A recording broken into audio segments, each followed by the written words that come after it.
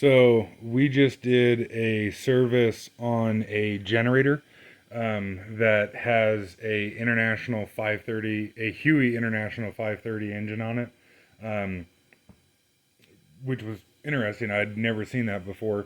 One of those engines on a generator, but it's kind of cool. Like, I don't know, just never seen that. And like, yeah. Anyways, not the point of this.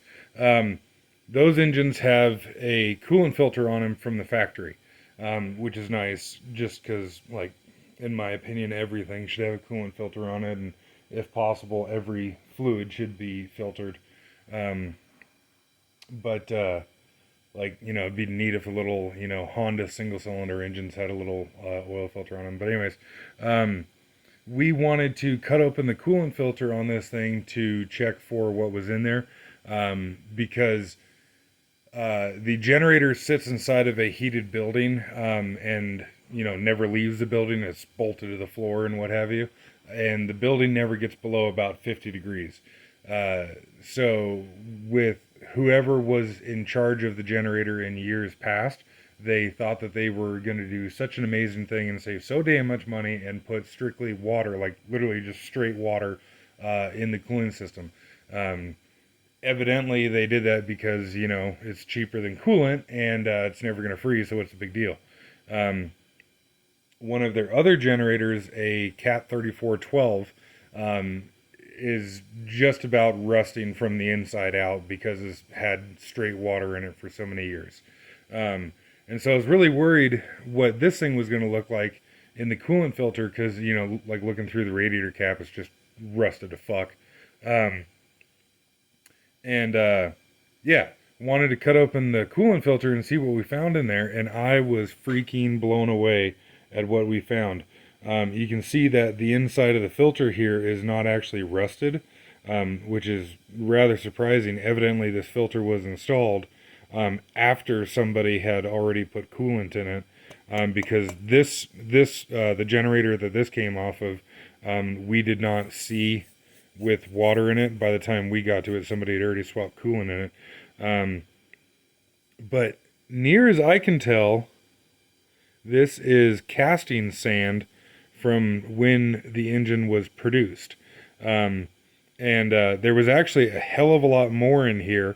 But what I did was I took a propane torch to the bottom of the filter to boil off the coolant that was in there, to make it easier to see.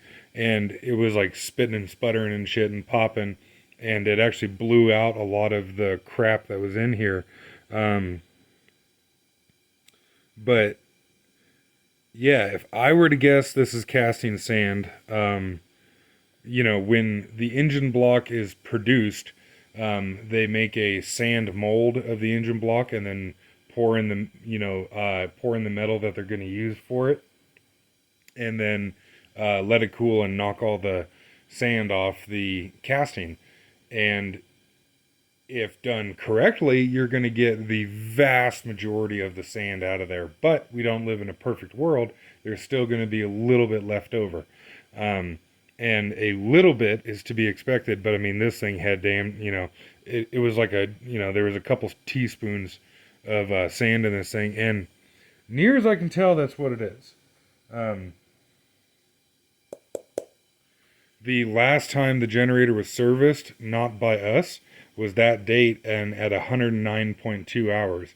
When we serviced it, it was just the other day, so the start of 2022, and it had 180 hours. I think it was like 175, whatever, but it had, call it 70 hours on it. So this is only 70 hours of runtime, and this filter was only installed at 109 hours. So it makes me wonder what the original filter looked like out of this thing. But